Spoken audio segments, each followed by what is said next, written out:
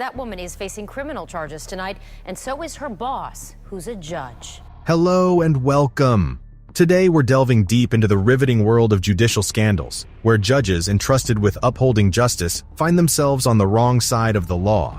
These stories serve as stark reminders that even those in the highest positions can succumb to greed and corruption. So, buckle up as we uncover the roller coaster ride of power, deceit, and downfall that some of these judges endured. Number 1.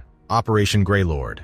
During the 1980s, Operation Greylord unfolded in Cook County, Illinois, with the goal of exposing corruption within the county's judicial system. Various law enforcement agencies, including the FBI, IRS, U.S. Postal Inspection Service, Chicago Police Department, Internal Affairs Division, and Illinois State Police, collaborated on this groundbreaking investigation.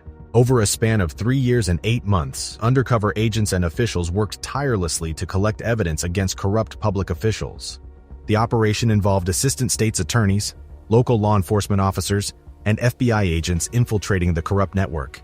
Even Cook County Judge Thaddeus Kowalski cooperated with authorities, revealing the extent of his colleagues' illicit activities. Key figures such as undercover FBI agents and attorneys David Grossman, David Reeves, and Terrence Hake played pivotal roles in revealing the truth. Haig, a prosecutor in Cook County, exposed widespread bribery and corruption by posing as a corrupt prosecutor and a defense attorney who paid bribes. Careful tracking of money flows played a crucial role in unraveling the complex web of corruption.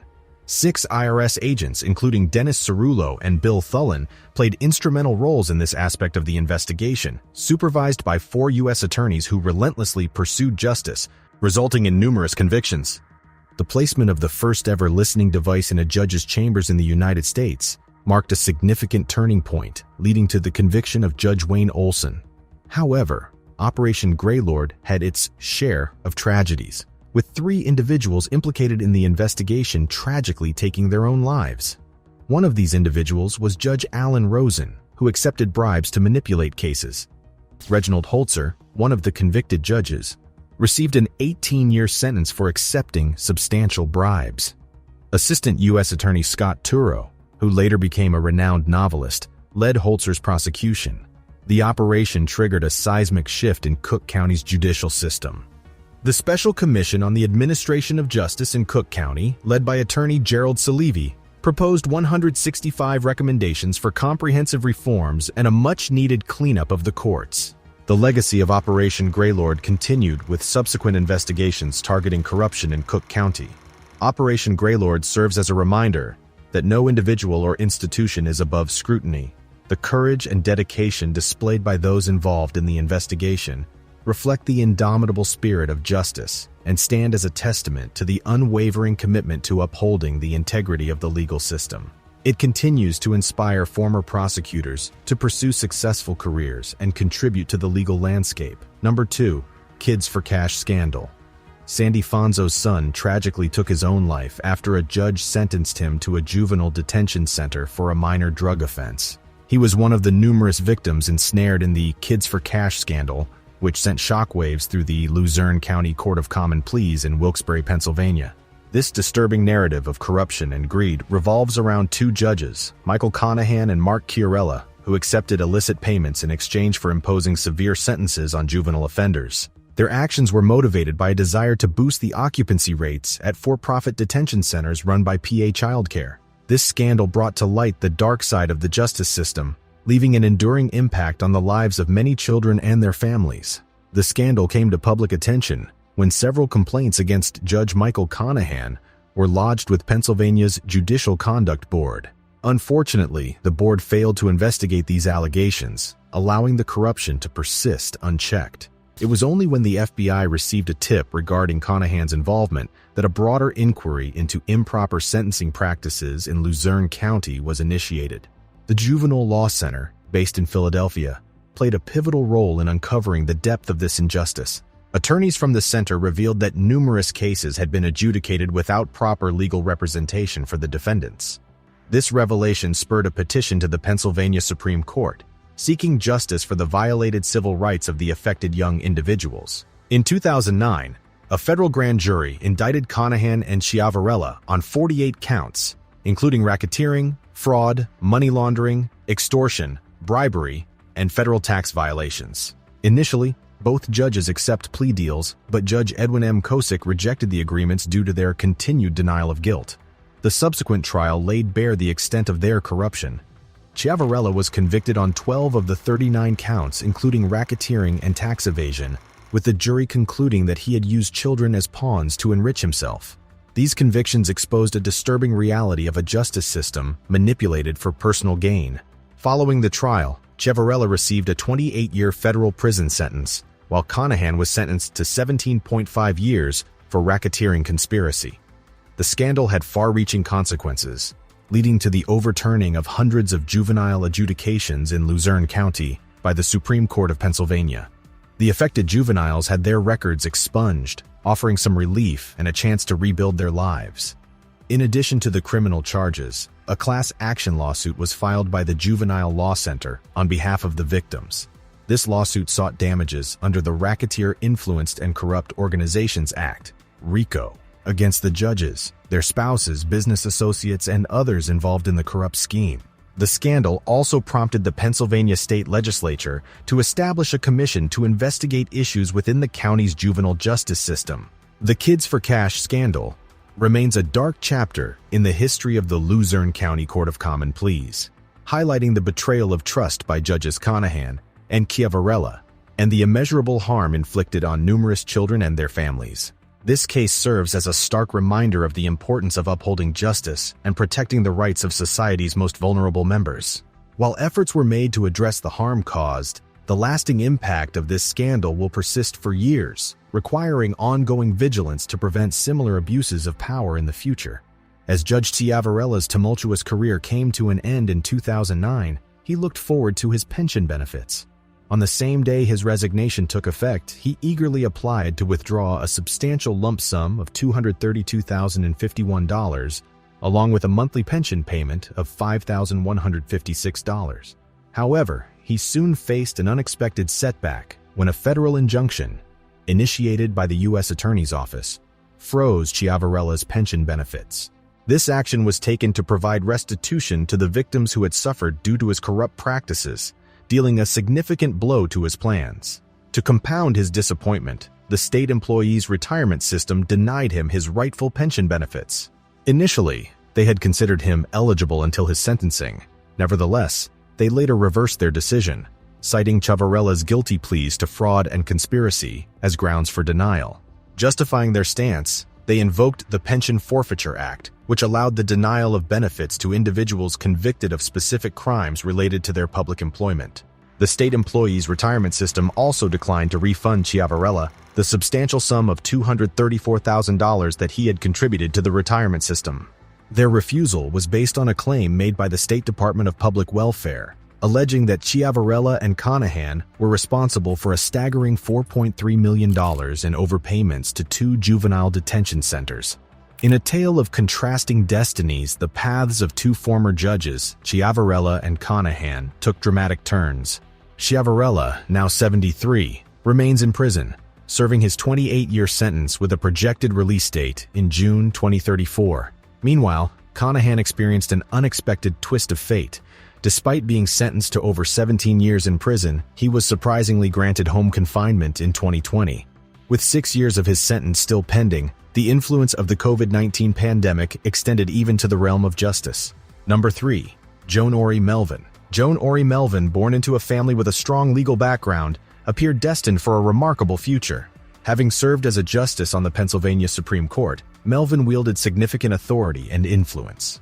However, despite her promising start, her journey took a dark turn as she became entangled in a dramatic downfall. Melvin earned her Bachelor of Arts in Economics from the prestigious University of Notre Dame in 1978, and later obtained her Juris Doctor from Duquesne University School of Law in 1981. Equipped with an impressive education, she entered a career that would ultimately tarnish her reputation, steadily advancing through the ranks of the legal system. Throughout the years, Melvin held a series of esteemed positions, including her role as a judge on the Pennsylvania Superior Court from 1997 to 2010, and her work presiding over cases in the Allegheny County Court of Common Pleas. Her resume was indeed illustrious. Nevertheless, her ascent to the pinnacle of the judicial system came to an abrupt halt. In 2012, The first signs of corruption allegations surrounding Melvin emerged when a grand jury indicted her for using her staff during her campaigns for the state Supreme Court in 2003 and 2009. Shocking revelations also pointed to her exploitation of her sister, State Senator Jane Orey's campaign staff, for personal gain. Initially facing 9 criminal charges, the ensuing legal battle would be both strenuous and significant. Additionally, her sister Janine Orey was implicated in conspiring with them to utilize the resources of Jane's legislative office for political purposes. Melvin vigorously proclaimed her innocence, steadfastly refusing to step down from her prestigious position and asserting that the charges against her were driven by political motives. However, the overwhelming weight of the evidence against her proved insurmountable. In February 2013, following a high-profile trial, the jury delivered their verdict of guilty. This decision sent shockwaves through the legal community, as it marked only the second instance in the history of the Pennsylvania Supreme Court where a sitting justice faced criminal charges. The once respected figure who symbolized the principles of justice had been revealed as a participant in corrupt and fraudulent activities. This revelation shattered the public's confidence in the judicial system. The day of sentencing arrived in May 2013, portraying a scene of justice seeking retribution. Judge Lester G. Nowhouse, currently serving in the Allegheny County Court of Common Pleas, ordered Melvin to undergo 3 years of house arrest, followed by 2 years of probation.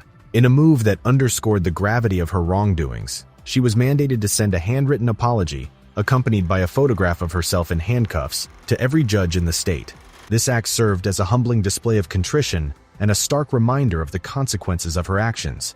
While Melvin's legal team launched appeals and challenges in an attempt to overturn her conviction, the stain on her reputation remained enduring.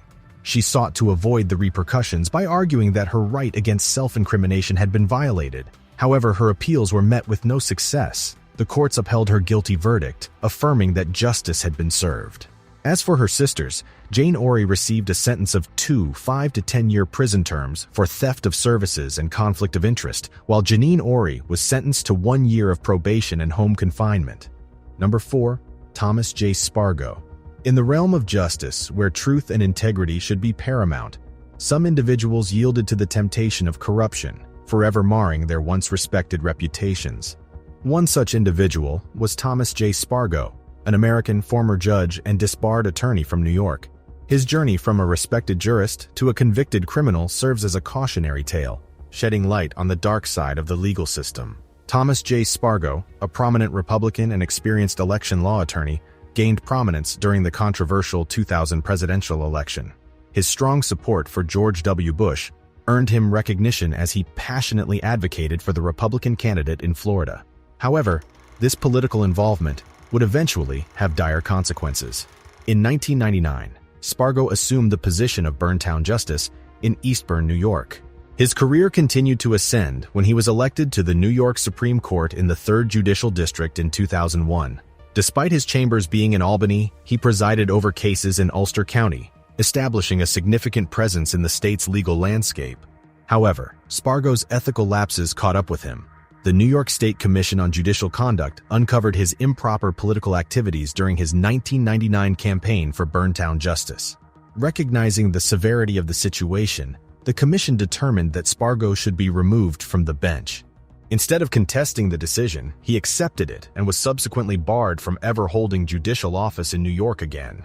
Unfortunately, Spargo's downfall didn't stop there. In 2008, he faced federal corruption charges, accused of soliciting bribes from attorneys with cases before him. Desperate for funds to cover legal expenses arising from his earlier misconduct charges, he resorted to abusing his position of power. In August 2009, a federal jury found Spargo guilty of attempted extortion and solicitation of a bribe. He was sentenced to 27 months in prison, marking the ignoble conclusion of his career. It's important to note that Spargo's descent into corruption was not a sudden deviation. His involvement in the infamous Brooks Brothers riot during the Florida recount raised doubts about his impartiality. Moreover, while presiding over cases in town court, he failed to disclose his prior connection to the Albany County District Attorney's Office, compromising the integrity of his judgments. The story of Thomas J. Spargo serves as a sobering reminder of the vulnerability of the justice system. Once a respected figure within the legal community, he succumbed to the allure of greed and power, forever tarnishing his legacy. As society grapples with the consequences of corrupt practices, it is crucial to remain vigilant and demand accountability from those entrusted with upholding the law. Though Spargo's actions have left a stain on the judiciary, his downfall stands as a testament to the resilience of the justice system. Through the exposure and prosecution of his crimes, society reaffirms its commitment to integrity, ensuring that even those in positions of authority are not immune to the law. Number 5. William Allen Wigington. Our next judge went on an extravagant spending spree, using his county-issued credit card to purchase Apple products, book hotel rooms for family vacations, including trips to Disney World and a cruise. He even stole $200 meant for buying a suit for a student. So who is this individual? Former Chief Magistrate Judge William Allen Wigington of Pickens County faced the consequences of his dishonest actions as the Attorney General's Prosecution Division concluded its case against him. The verdict was unequivocal: guilty of 44 felonies and 5 misdemeanors, which included charges such as racketeering, forgery, theft, unauthorized use of a financial transaction card, and violation of the oath of office. Wigington's actions represented a shocking betrayal of the public's trust, resulting in a 15-year prison sentence, with 5 years to be served in custody and the remainder on probation. The revelation of Wigington's wrongdoing began when a local nonprofit organization detected irregularities in its bank account. Subsequent investigations by the Georgia Bureau of Investigation and the Pickens County Sheriff's Office uncovered that Wigington had used the nonprofit's account to settle his personal credit card bills. This discovery unveiled a web of fraudulent activities. It was revealed that Wigington had been using his county-issued credit card to make personal purchases on Amazon, totaling thousands of dollars. Moreover, he had been submitting double claims for travel reimbursements to the county. Perhaps one of the most deplorable acts was his theft of $200, intended to buy a suit for a child who couldn't afford one for a mock trial. Attorney General Chris Carr expressed satisfaction with the case's outcome and praised the collaborative efforts of the Prosecution Division, the Georgia Bureau of Investigation, and the Pickens County Sheriff's Office. In exposing the extent of Wigington's deceit, Carr emphasized that the misappropriation of taxpayer funds would not go unpunished, and his office remained committed to eliminating public corruption within the state. A closer examination of the case reveals the chain of events that led to Wigington's downfall. One such incident involved his role as the treasurer of a Masonic lodge. When discrepancies arose in the lodge's bank account, Wigington initially claimed the account had been hacked. However, it was subsequently revealed that he had used the lodge's funds to pay his personal credit card bill, even going so far as to forge checks in an attempt to cover up his actions. Ultimately, his deception was exposed through a subpoena to Chase Bank by the Georgia Bureau of Investigations. Furthermore, evidence showed that Wigington had misused his county-issued credit card for personal expenses, including hotel stays, family vacations to Disney World and cruises, as well as purchases of electronic devices, skincare products, and even children's toys. These improper expenditures underscored his blatant disregard for the trust placed in him by the public and the misuse of taxpayer resources. As news of Wigington's crimes spread, the Attorney General's office stressed the gravity of his dishonest conduct and the importance of holding him accountable. The agreement reached in February ensured that Wigington would never hold a judicial office again, reinforcing the consequences of his actions. Judge William Allen Wigington's case serves as a stark reminder that those who betray the public's trust will face the full weight of the law. The diligent efforts of law enforcement and the commitment of the Attorney General's office to uphold justice brought forth the truth, ensuring that Wigington's deceitful behavior would not go unpunished. The imposed sentence sends a clear message that public corruption will be rooted out and justice will prevail in the state of Georgia. Number 6. William C. Brennan.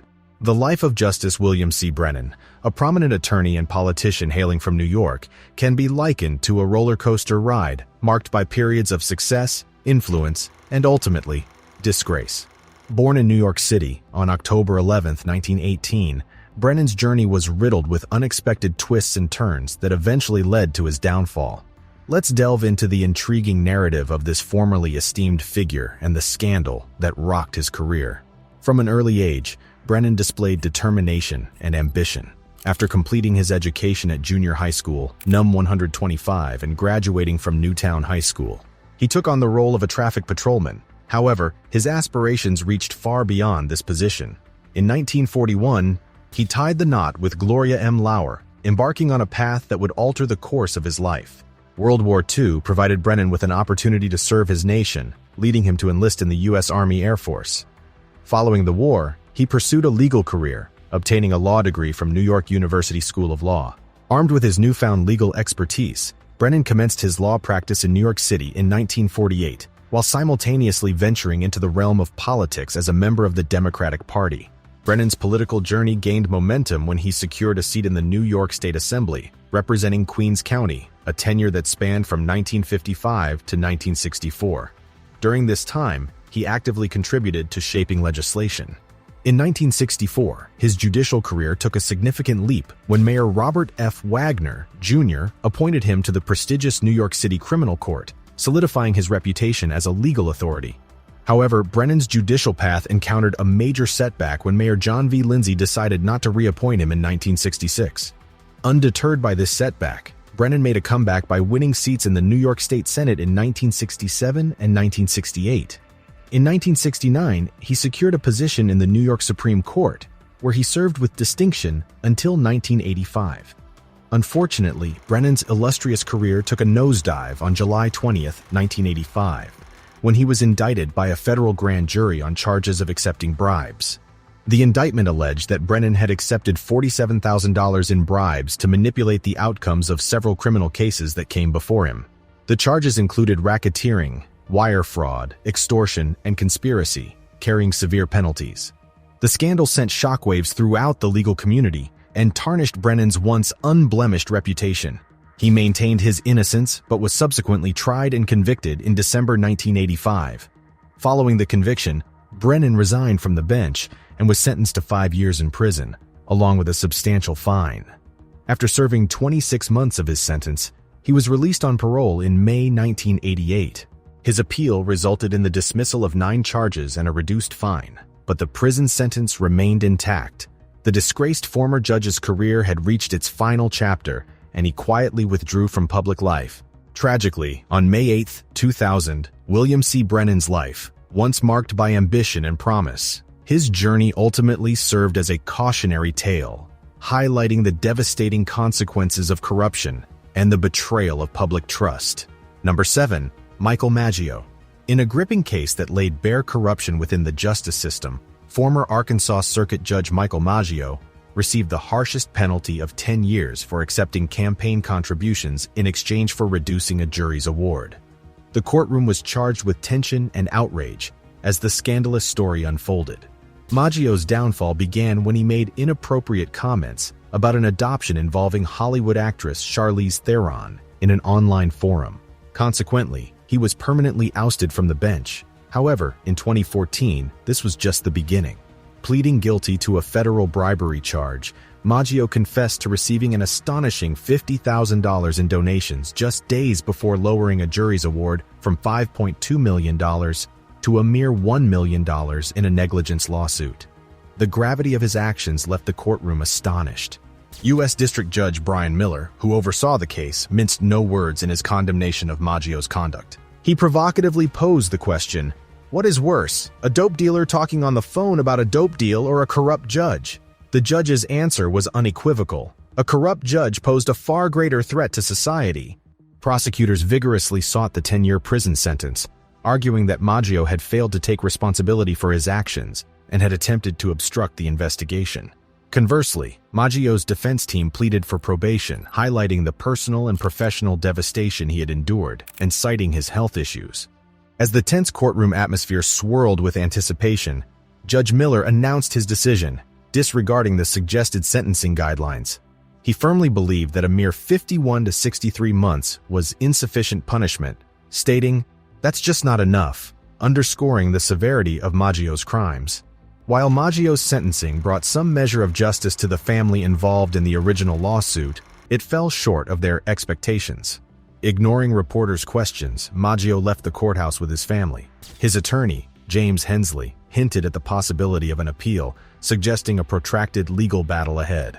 Although this case's resolution may offer closure to some, questions persist regarding those who allegedly orchestrated the bribe payment. The statute of limitations casts doubt on the possibility of charging them, leaving loose ends in this story.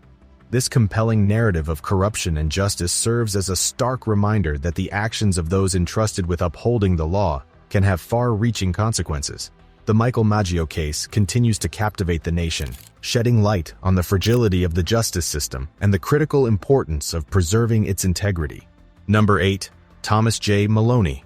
Our next judge found himself ensnared in the web of corruption unveiled through Operation Greylord in Cook County, Illinois. In the annals of history, Judge Thomas J. Maloney's legacy is far from honorable. In fact, he ranks among the most infamous judges, as noted by the web magazine Judiciary Report. Prior to donning the judicial robe, Maloney had a history as a boxer and a lawyer with connections to the criminal underworld. He even shared an office with influential figures. One particularly dubious incident involved Maloney facilitating a payment to a judge who subsequently acquitted murder suspect Harry Ailman. In 1977, Maloney was appointed as a judge by the Illinois Supreme Court, and it didn't take long for him to gain a reputation among attorneys and the criminal underworld as a judge who could be swayed with bribes. Negotiations and corrupt transactions were orchestrated through intermediaries, primarily known as bagmen. Initially, Maloney's bailiff served as his bagman, but when the FBI's scrutiny intensified, the role was assumed by Robert McGee, a co-lawyer and close friend. Despite his corrupt dealings, Maloney projected an image of sternness, often handing down severe sentences and admonishing gang members in his courtroom. Interestingly, he sat beneath a portrait of Chief Justice John Marshall, seemingly attempting to mask his true nature. However, the revelation of Maloney's true character came to light when the FBI initiated Operation Greylord in 1981. This operation sought to uncover corruption within the Cook County judiciary, and Maloney became a primary target. His eventual indictment in 1991 sent shockwaves through the Cook County community. During his trial, Maloney attempted to exonerate himself by claiming that his associates were behind a scheme known as rainmaking, where bribes never reached him. However, his financial records told a different story, revealing numerous money orders purchased with cash from undisclosed sources, a futile effort to conceal his extravagant spending. In April 1993, a jury rendered a verdict of guilty on all counts against Maloney.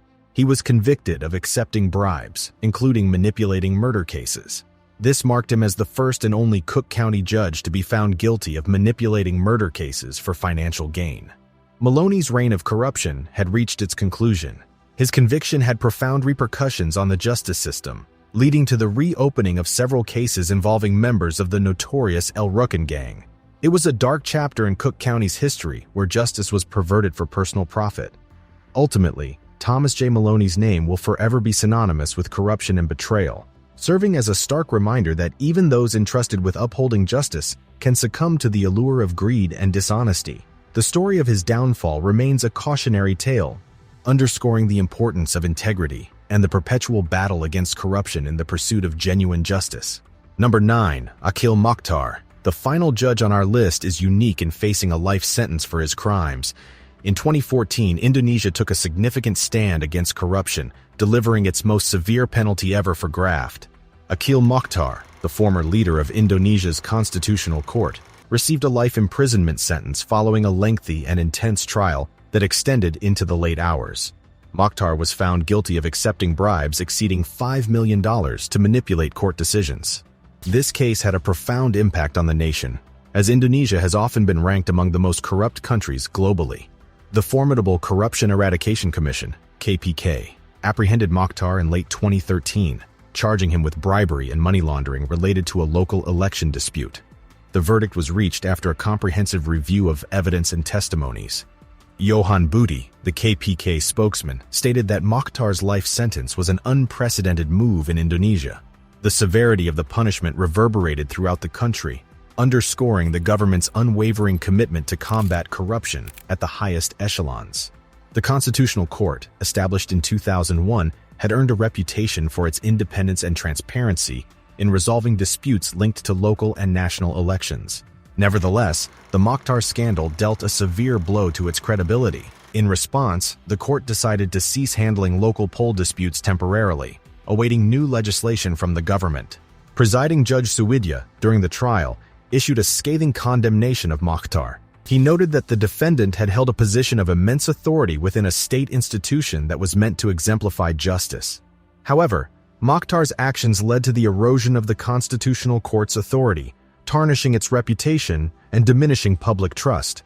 Akhil Mokhtar's conviction marked a significant achievement for the Corruption Eradication Commission, which had achieved notable success earlier that year. The Religious Affairs Minister became the second cabinet official to resign amid allegations of embezzling state funds designated for the pilgrimage to Mecca. The KPK's unwavering pursuit of corruption cases demonstrated its commitment to upholding justice and accountability. As Indonesia prepared for its third direct presidential election, the specter of corruption loomed large. President Susilo Bambang Yudhoyono, in his final term, had campaigned on an anti-corruption platform when first assuming office in 2004. Transparency International's 2013 survey ranked Indonesia 114th out of 177 countries regarding corruption, with parliament, police, and the judiciary seen as the least trustworthy public institutions. Akhil Mokhtar's downfall marked a pivotal moment in Indonesia's fight against corruption, as the nation sought greater transparency and integrity. His convictions sent a resounding message that even those in positions of power would be held accountable for their actions.